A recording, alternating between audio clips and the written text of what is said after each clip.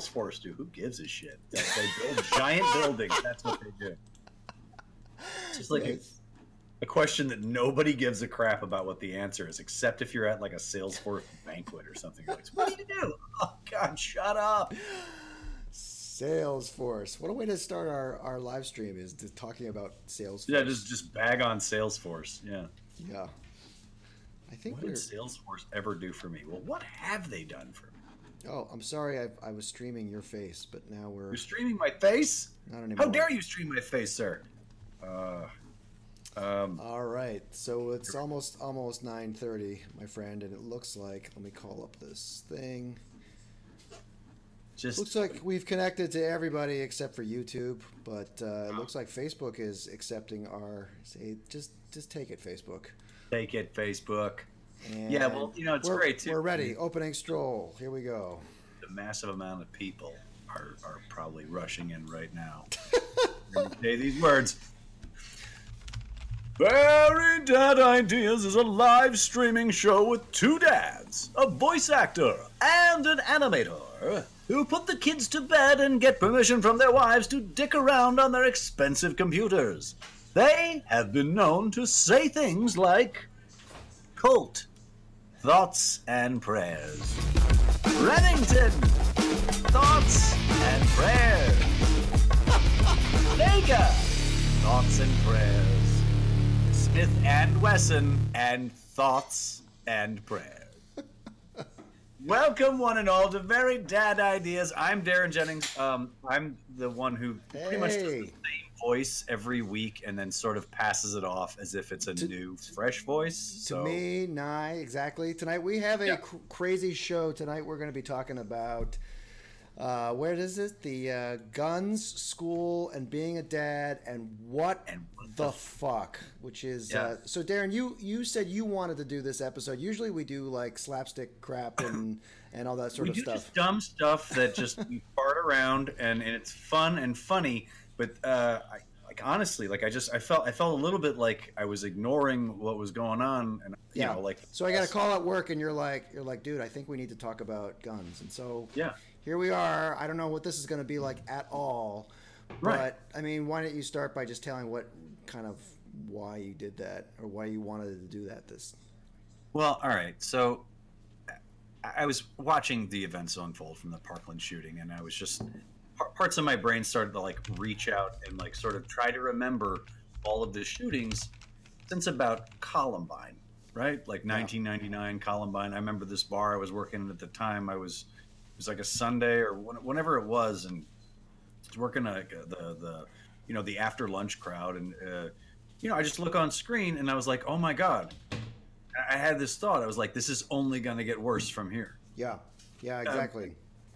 And what was that? That was like late 90s, I think, like 99? It was 1999. I know. I remember it's been going on that long. And I mean, I remember going to school, and we had a couple of cops on our campus. I had a graduating class of about 400 or 500 kids. So there were a couple of cops on campus, and they patrolled the halls, mostly looking for pot, right?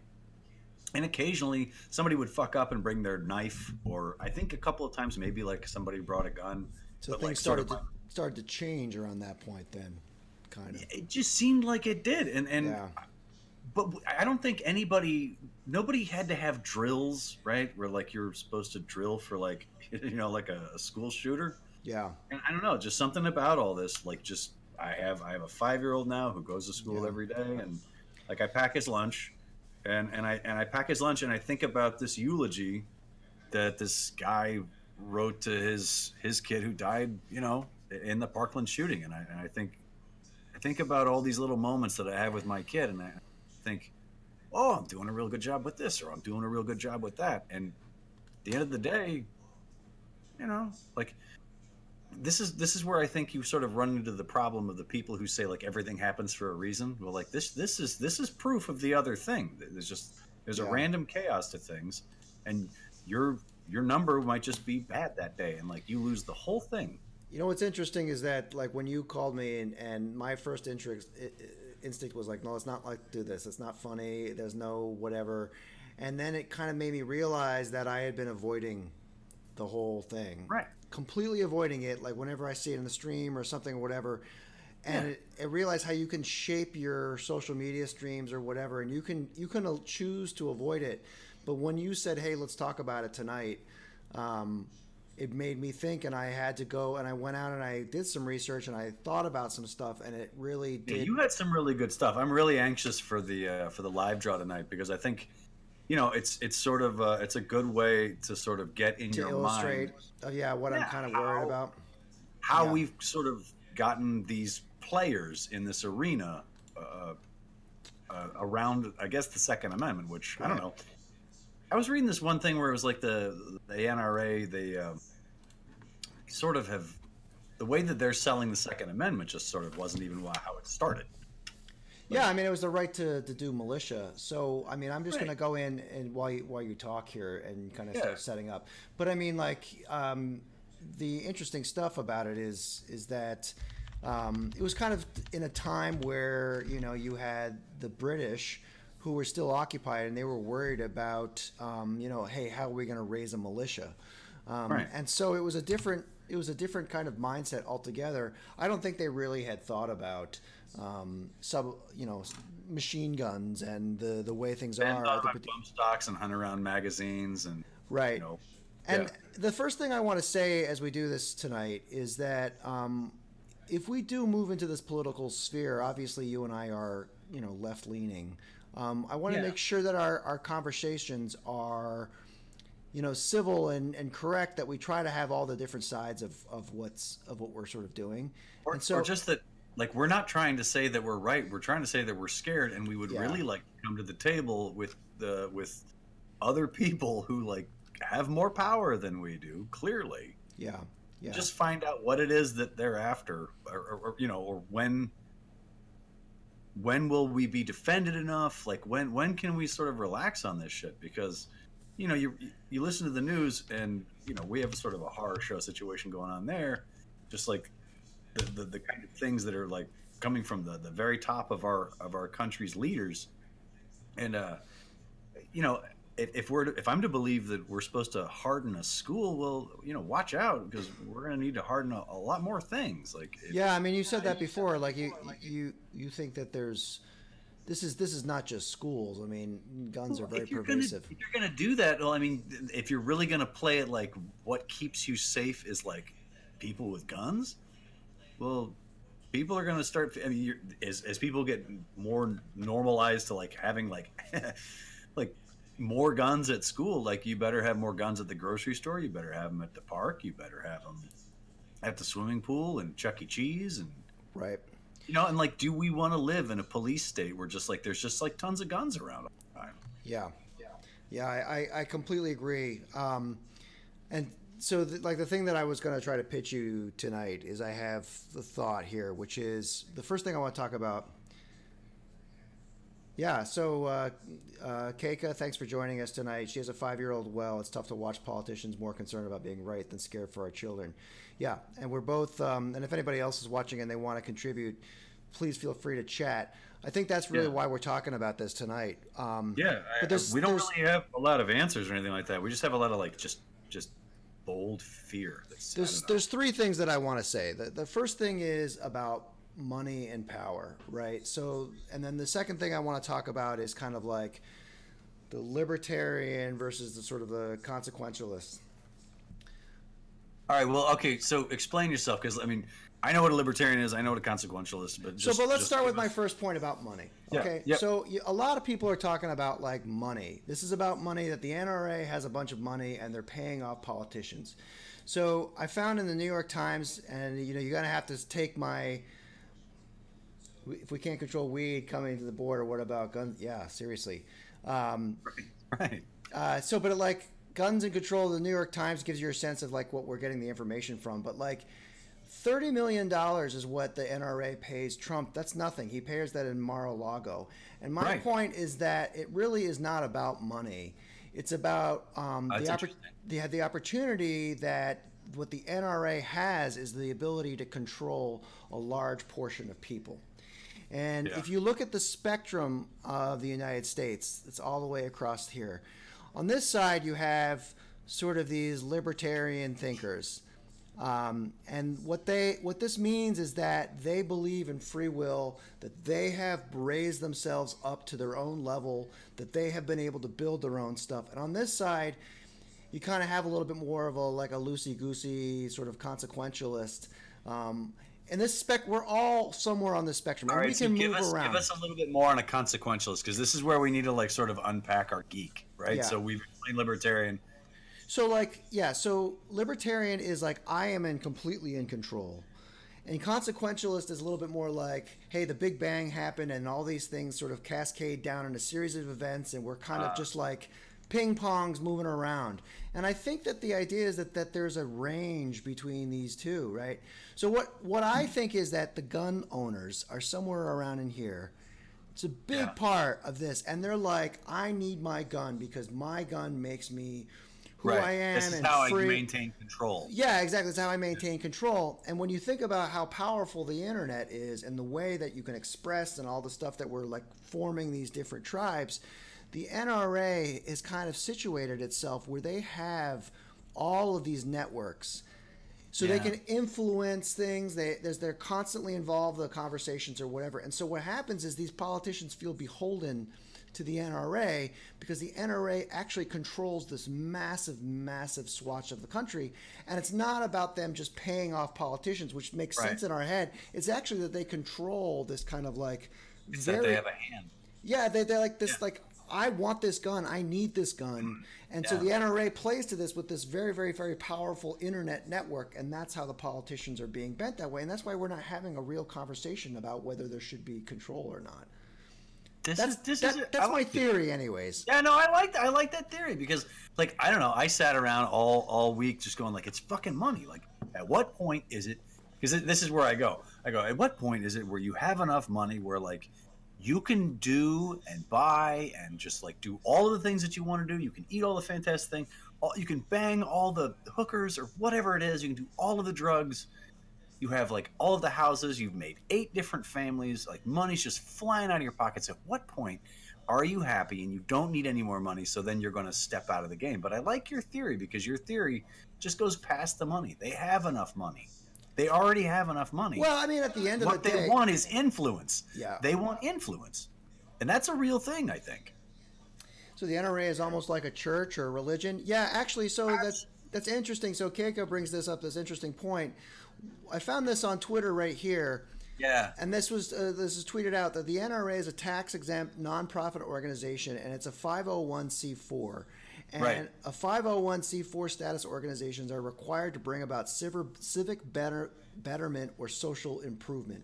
So this 501c4 is reserved for organizations that are supposed to be, I mean, fucking helping us. Right. And so they're helping us by giving us guns. That's how they're helping us. They're helping us by telling us we need guns. Yeah. And like that's the civic betterment, is that forewarned is literally forearmed. Yeah, but I mean, I think you're right. At the end of the day, it's that they want to sell more guns because you have this massive corporate interest behind it. But everybody who owns a gun is sort of on their side, and the way that you know that someone's on your side is that they have a gun. And I think the dialogue, there's a problem, is that the libertarian mindset is that I need my rights as a whole, as a compassing. I mean, and so what we need to do is find a way to talk about this that they don't react like I need my rights, but we can still say, listen, our kids are being threatened here, you know. Right. It's in a way, and this is crude, but in a way, it's the argument that the cigarette smoker lost at the end of the 90s. They want to be in a restaurant and they want to enjoy their thing.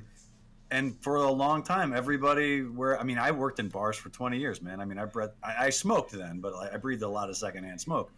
Like everybody, the idea is that like the smokers' rights were more important than everybody else's. That thought changed. Yeah. You can't smoke anywhere. That's possible. It is possible. You know, and so now like the whole idea of having the guns, not having, like, I feel like in a way they covered this in the movie Tombstone, the one with all the Russell. good people. Yeah. By the way, my wife says that what about the right to go to school without dying? And then Fall of Ferris, welcome back to the show. Nice to have you back. He says, Australia's an island. You can control outside influences. So he brings up an interesting point, which is that, Australia was very easily able to write it out. Yeah. I mean, it's not a cut and dry issue that we can just put down. Australia's got some really good progressive stuff. I mean, just their during the big dry, just on water, just how they reworked their entire water thing. They are doing things that are progressive, and they're I feel like they're ahead of the game. Right. I feel like if there was some way, that we could have some guns, even maybe like no one's saying that you can't have like a wheel gun, like a revolver or a bolt action rifle or a shotgun. I mean, you look at Switzerland, right? Switzerland, if you're a male, you have to do time in their military, some sort of civilian. They will let you, over the course of being in their military, use their rifles. You can take it home. Yeah. At the end of your service, you can even buy it at a discounted rate. Yeah. But at a certain point, after you have the 1 or 2 or maybe even 3 guns, there should be sort of an escalating thing of like what, or there should be more eyes on like why you need so many more guns. Yeah. I feel like you can have a couple of guns. Yeah. Well, let's table some of these ideas. Lisa said that Israel has some interesting gun laws that are better than us. That would be able to regulate it, and that's a good counterpoint to Australia as well. So let's take a 2-minute break. We're going to listen to some of Jen's music. We're going to come back. We'll fill out some of our chart, and then Darren, you can continue going on some of You just blather on endlessly while I nervously play with. All right. Well, it's kind of a tradition that you always fight Darth Vader on our White Hour show. So that's right. That's right, Vader. I will fight you with Moana's hook and a Nerf pistol. Get out of here. We're gonna take a 2-minute break. We'll be back in just a minute. Thanks.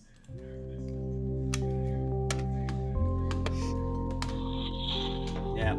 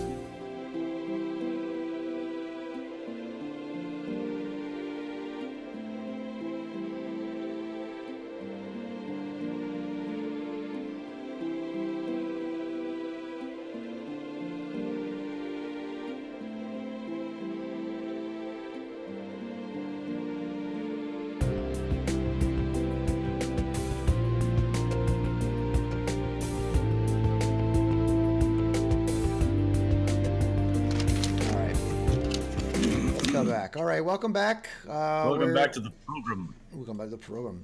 Yeah, we were talking about like, it's interesting that people are wanting to chat with us and talk with us because we talked about an issue like 2 weeks ago. We talked about Filmation. No one. We were talking about Filmation, and oddly, we did not have that many people show up to talk about. No one cares about He-Man. The power of Grayskull does not compel anyone. So what do you got, man? I'm gonna take us back. Yeah, let's get back to your drawing and chat for a bit because this is there's just so much to it. I mean, I love this sort of like the spectrum of people, and I kind of what was the third thing? You had money, you had influence, and so I said money, and it's not money, it's power. And then the second thing I was going to talk about was libertarian versus the consequent. This is sort of philosophical mindset. Yeah. This is not a political mindset. This is just like human beings.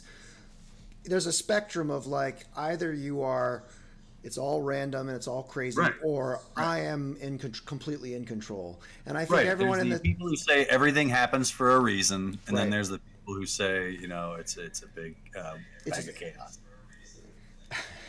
So we're getting some interesting chats from our fellow Ferris. Yeah, we'll next week we'll talk about boobs and guns in America next week in our next boobs in America episode next week.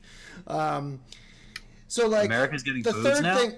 The third thing we were going to talk about was how the NRA was a network. So I basically covered all of that, and why I want to bring that up is that like Twitter and Facebook are just adding to the problem. It's riling us all up in this really absolute crazy frenzy. Now that's not to say that this isn't good. These kids are stepping out and trying to do something on social media.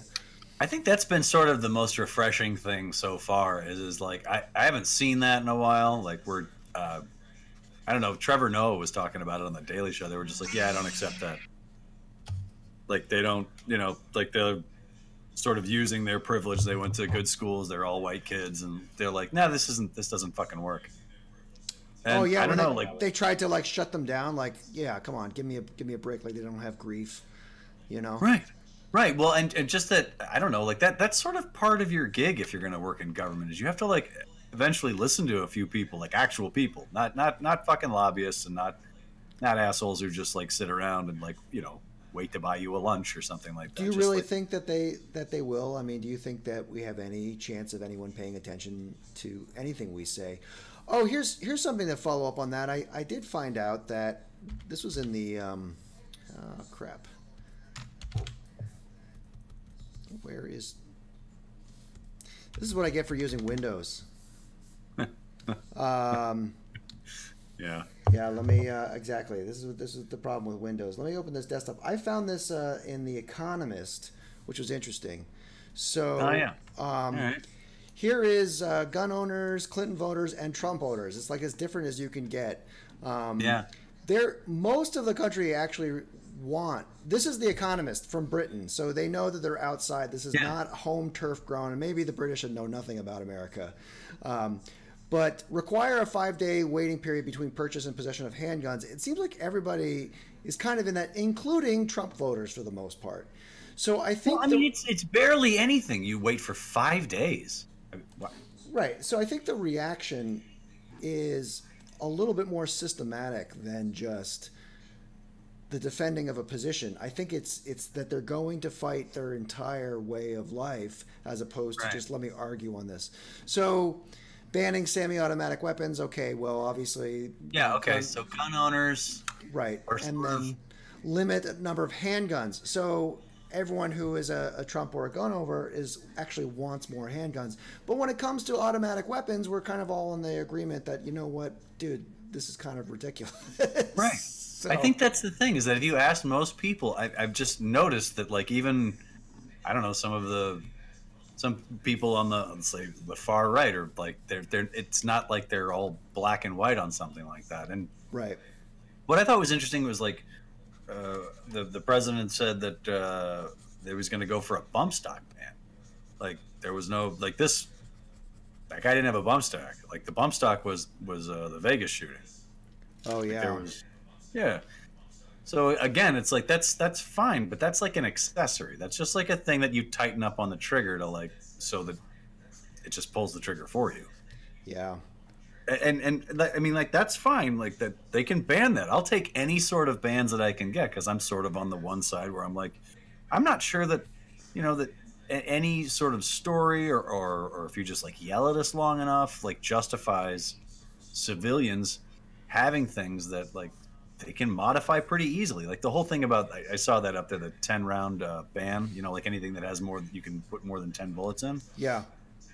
Well, I kind of think that the kind of people who want to do that will just make a bigger clip. They won't buy it. They'll just make it. Yeah. I saw this article about this guy who was like, these guns are easy to use. Which is a little concerning. I mean, obviously, as a designer, you want to make it easy to use, easy to be able to deploy. They've been making these guns for a long time. They've been making for a long time, and the technology has got to a point that you really don't need to be all that good at it, which is the AR-15 is based off the M16. It was like a gun made at the end of the 60s, early 70s. Has 40-plus years of making pretty much the same thing. Yeah. Exactly. It fires either a 5.56 or more commonly a .223 round of ammunition, and when it hits the body, it does things at a higher speed so that like it will tumble around inside your body. Whereas like a handgun, the bullet will just sort of pass. You have a better, I mean, it's a gunshot wound. So, you know, you're pretty fucked. Yeah. But like a gunshot wound from a pistol, they move a little bit slower and they don't destroy everything around the body that it hits. Yeah. The rounds that come out of these assault rifles, and assault rifles is another thing that doesn't make, like, you will find everyone saying we should ban assault rifles, and that's when you sort of, it's a non-starter, because the term assault rifle is not really, that's not, you don't just go somewhere and say I'd like an assault rifle, please. No one knows what you mean. Don't? Assault is a verb. Like, I thought they were like giving them away on websites. Like if you were like, they're raffling them off with like 10-year-old like little league contests and shit. Yeah, like, I know. Yeah, like the Michael Moore video where, I don't know, they're just like giving away guns with, like, if you open a bank account. I mean, we've got a thing for the guns, and you know, like in the 80s, like the gun was the way you solved all of your movie fights, you know. I think you still do that. They're just now bigger and they transform and they whatever. Yeah. Yeah. You know, this is also a huge problem that I was just thinking of, is that if this is like, you know, the NRA controls this section here.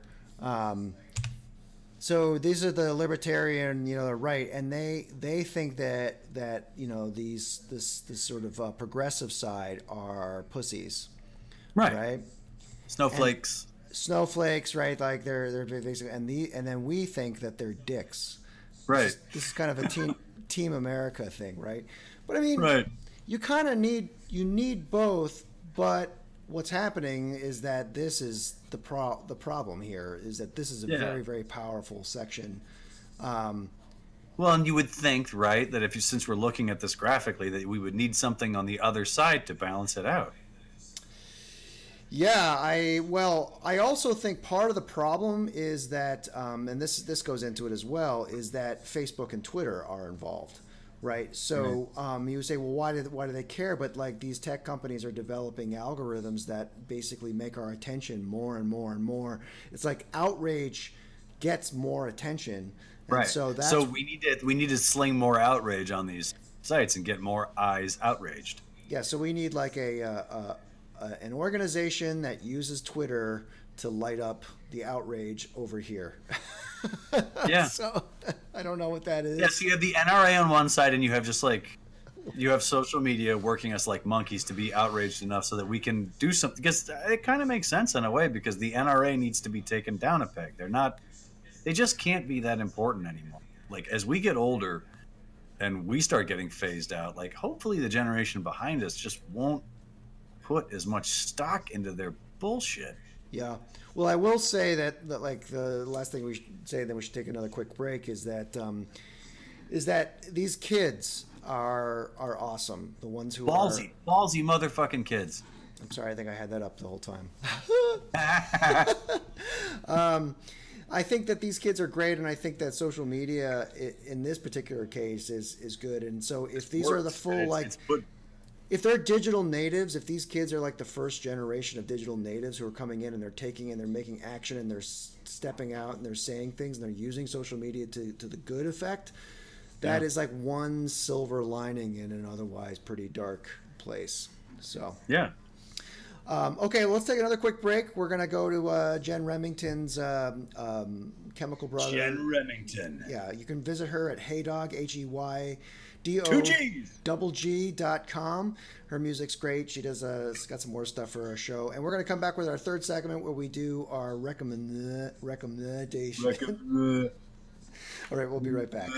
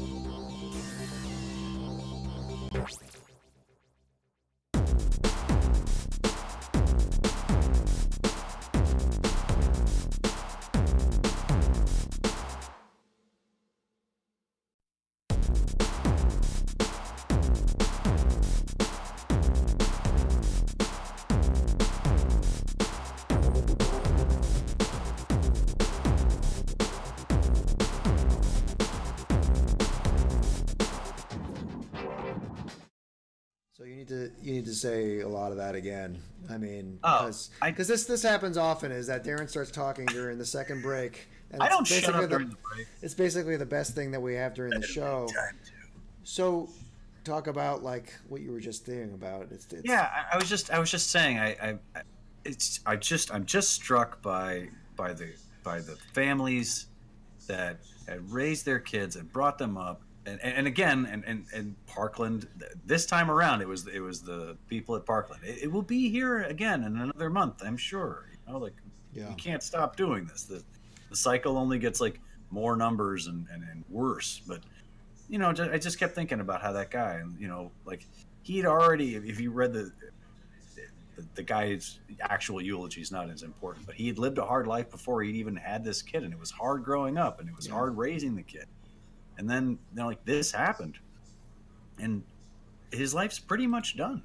Yeah. Like he'll be, I mean, he's got other kids in his family, but like, I don't know. I just feel like the person you are like that day, just like that guy's dead too. Like you have to figure out a way to be a whole new person the next day. And I don't know how you do that. And I know that it's right. Cause I mean, you would just join the side that says, oh, it's all chaos, you know, like, because certainly there's no way to explain why everything happens for a reason. Why that happened. There's no reason for it. Yeah. You know? Yeah. Well, it's very, I mean, obviously I block it way too much. Right. I mean, like I block it too, but like it doesn't mean that time's not advancing. I mean, like our kids are going to go through, like he's in kindergarten now. Like it's about as, you know, squishy as it can possibly be. Right. But, you know, like you go back to Sandy Hook and, you know, Sandy Hook did not pan out well. Like, and I don't understand why that, like, didn't make any more splash. Why people were just like, like everyone were like this, like a 2.5 weeks later, they're just like, nah. Yeah. Right. All right. Well, this is the last segment of our show where we talk about what we're doing with the show. But first of all, we do a thing that we call. Oh, first of all, let me just do our ramble. You can see all of us stuff at very. Oh wait, no, do the Skeletor one. Right? Oh, okay. Do you want to do? Yeah, let's do Skeletor. Let's do Skeletor. Do it for Skeletor. I want you to chat with us at Very Dead Ideas on Facebook, Twitter, Periscope, YouTube, and Twitch, Beast Man. Tonight's episode was guns. You don't. You forgot the Skeletor forgot to say that we're also at verydeadideas.com. And right. you can write us at verydeadideas@gmail.com. We do this every Tuesday at 9:30. At 9:30. And we just chat about a various topic. And this week we decided to... And not with any kind of authority. No, not at all. We have no fucking clue what we're doing here. No, we're just sort of bumbling around because we're on very little sleep. I mean, like right now, I don't know, Sam's in this place where he's up at 4:30, so I'm up at 4:30, and then it degrades from there. Yeah. So you've got a younger one than that. So I mean, like this whole thing. I'm just used to not sleeping, man. Thoughts I'm just used to not sleeping. That's just all it is. You want to hear my crazy idea before we sort of shut it down? Well, we're not shutting down yet. We still got to do recommendations, but recommendation. Well, this is sort of a recommendation. Let's do it. Yeah, let's hear it. What do you got? Colt and Remington and Sega and all of the people who make, you know, branded weapons with a name and stuff. So, just over the course of the next 10 or so years, you don't make any more actual physical weapon. But you still have these big sexy guns that people see and love, do stuff in movies. Well, you put those in the games. You put all of your specs, all of the specs that the gun is, like the dimensions of it, the rounds, like how fast it can go, trajectories, how accurate it is. You put all that shit into like Unreal 4 or whatever coding engine, whatever game engine is. And that's where these things exist. And you can still pull them out. I mean, you don't even have to do a background check on any of this shit. So you're saying like make a really like big VR experience to get their rocks off, right? And then they come back to the regular world where everyone wants VR to be like a big fucking thing. Everyone really wants VR to like really take over. Do you think that's gonna help? Do you think that will help get, you know? I wanna sexify that pitch until it's so sexy that like the gun companies are like, yeah, you know what? But isn't that what Call of Duty kind of is anyway? Right. I mean, but it's got to be bigger. It's got to be bigger with like the VR thing. I don't know. I think that there's too many hundreds of dollars weapons. Thousands. I'm spending thousands of dollars on. You're talking about reality. Nah, you're talking about things that actually are. Yeah, the problem is they're still going to want to sell those things, right? And so they are. There's no way to just kind of like. It's not like Raiders where you just kind of like. They could sell it to us for the same amount of money, though. They could, like you would still be able to, and it's just vaporware. It's just like a code on a computer, and you spent $450 for a shotgun. Or maybe they just before you do that, maybe you should spend time in VR with the children who have died, and you can see them or something, so you understand what the fuck you're doing when you're actually using these things, as opposed to it just being like a thing that you shoot people with. I think that there's no conceptualization that these things are actually killing weapons, and I think you should be confronted with that a little bit. And they're this sexy thing in the store, and then I started this thing by saying we should try to be civil and try to recognize the other side, and I start falling into this pattern where I get upset about it, anyways. Dude, I don't know how you can't get upset. I don't know how you can't be outraged. We've been like going along. We're in our 40s now, and like there's been no momentum on this. There's been no traction on any there kind isn't, of. And I'm concerned that it's going to follow a pattern, which is that everyone will get along for the first few days, and then we're going to separate into partisan debates about whether the Second Amendment is this and that or whatever. And it's just going to get locked into this like debate, and nothing's going to get done. But it's not even a debate. A debate is like we use words that don't apply. This is not a debate. This is stalemate. This is we say some shit and they just lock us out of the room. All right. Like we say we don't want any more guns, and they're like we've got work to do, and so they like kick us out of like the Senate or the House floor or wherever it is, and then they go back to whatever they're doing. I don't know, eating sandwiches. I don't know, but they won't do this, and it's been the whole time we've been around. Like I feel like there was, technology was sort of holding back on like magazine-fed weapons. We just didn't manufacture that many guns in the 60s and 70s, maybe. Yeah. Like these days, we're going to be 3D printing them and designing them in kinds of ways. It's going to, like, things are going to have to come to a head. Things are going to have to. So if you have something you want to say and you're watching this in some future episode, all 9 of you who might potentially watch this episode, leave it in the comments or feel free to write us at verydadideas@gmail.com. Yeah, that's right, the Gmail. So in the last few minutes, we talk about like things we've seen on the internet, our recommendations, which is Darren and I have this ongoing joke that whenever we look at our mobile phone, we're going. So our recommendations are things that we were distracted by on the internet this week. And what was yours, Darren? Mine was this is still in line with the other thing, but it was the guy's name was Max Schachter. His kid Alex was killed in the Parkland school shooting, and you should read that eulogy there if you're looking for. How do you spell that? SCHACHTER. And the kid who died actually even had a poem that's people. Say that again one more time. SH. What is it? SCHAC. I screwed up. Yeah, I can't even. Yeah, I can't even. SCH. Father's eulogy. Okay. Yeah. It's a little heart wrenching. I don't know if I can do this now. Yeah, like I wouldn't read it over the air because I would just start crying, and then everybody would know what a big crybaby I am, and I just don't need that. Yeah. Yeah. It's. Yeah, and mine is very similar, and maybe it shows our personalities that you find the empathic route, and I just look for data. My is the New York Times, and I know you can say what you want. I know Trump shits all over the New York Times, but I feel like they've done a really interesting job. I told you about that stuff about how it's not about money, it's about the power, it's about the networks. I find the New York Times, I mean, Robert writes like feedback or whatever is whatever. But I felt like the New York Times did a really good job uncovering a lot of data, and they've been basically my touch point this week for a lot of it to deal with it. And maybe it's just because I can't bring myself to read things like this, but maybe I should try to get off my ass and really engage with it, because no, I think for me it's like the Times is great. Like they've had some really good articles about this. The Economist had some really good stuff in there. Yeah.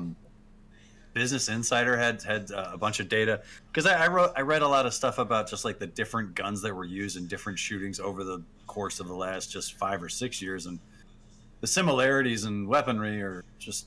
And also, like, you know, the movie theater one, the kid thought he was a Joker. I mean, like, why is a kid with that kind of disturbing mindset able to get those kind of weapons? And that should bring up that kind of information should be talked about. It should be exposed, and it should be talked about in a very broad level. There should be ways that we don't like that the access just isn't there. Like I know that we talk about these things in these ephemeral sort of etheric kind of like we should just shut it down, but in a way that would create jobs. We could just have people collecting guns and like cutting them in half, like melting the metal down and doing shit with it. It would, you know, like that's like dumb labor, and that's just what we're looking for. We could find ways to like, you know, like take all this raw material and make something that actually would not murder our children. What if we melted down all of the guns and turned them into like a giant shockwave? Turn them into something that we can just throw into the ocean and poison the water. I don't know what we would use it. What if we built like a giant Cybertron? What if it be just like a yeah, we could coat this planet in metal. Okay. Do it. So we do this every week on Tuesday night, where we pick a topic and we rattle stuff, we draw some stuff, we shoot the shit. Sometimes Darren does voices, sometimes we do funny crap. This week, and sometimes we just depress the shit out of ourselves. I mean, sometimes we're just like when we talk about the nuclear crisis or one of the kids shooting. Yeah, did we do that? Did we talk about like a nuclear war and babies? I think we also talked about cartoon. We did. Well, I mean, you know, every time Wile E. Coyote falls in the desert, like a mushroom cloud comes up, it's hard not to. We have a big delay here with and so Keika's been reading. She says, "Do you think that the shooters were mentally ill?" I kind of think that's a cop out, and it's an interesting point. It's that for me, it's like I don't give a shit if they're mentally ill or not. Like there's just too many fucking machine guns. That's like it's not illegal to be mentally ill. Like clearly lots of things failed this Parkland guy. Like. Apparently, you know, if you read it, like there was numerous times where people could have stepped in and sort of checked him out a little bit more, because people reported on him. There's I mean, like we have to get licensed to drive a car, right? And so you have to re-up that license, right? You have to go back in and retest. Right. Like I'm for all of that shit. I'm for all of the tests. I'm for and retests. And if you want this kind of gun, you have to pass this bar. Which is why I don't think it's actually about the guns. I think it's about the philosophy of people who want to maintain their strength and their individuality and their strength or whatever it is. And so, well, it's the idea that they're gonna protect themselves should the state ever come to their door. These people who love the military so much want to be able to wipe out as many of the GIs as they can if they come to their house. Yeah. So Darren, this was great. I am really surprised we did this.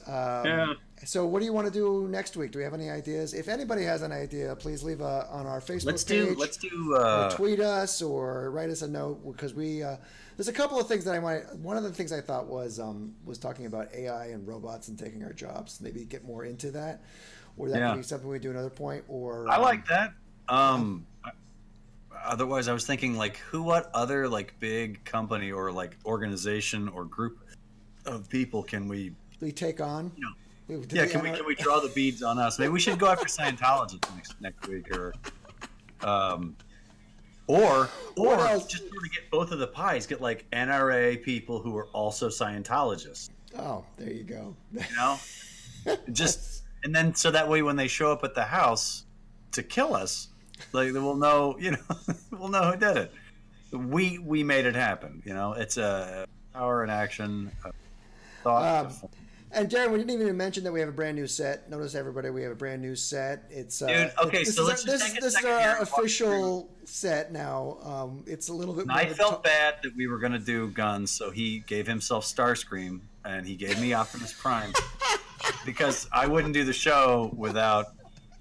And I kept Mark Hamill. Mark Hamill's still in the corner there. I mean, we can go back to being nerds next week, man. He's sitting behind Optimus Prime in quiet approval of the people that are allied on this side of very. Hey, maybe before we do NRA loving Scientology, maybe we should do like Transformers or something, just to kind of lighten the mood again or whatever. We'll see what. Okay, all right. Well, let's do. We'll figure it out. But... Well, I was going to say if we're going to do Transformers, I was going to say let's do sort of Transformers, but let's look at them from like our point of view as dads, because they don't just make Transformers anymore. They have like age appropriate Transformers. They have Transformers like my first Transformer. Like that's how specialized that shit's gotten. Of course it has. Well, they don't come with guns. They don't come with blasters. Tune in next week when we decide what we're going to do next week.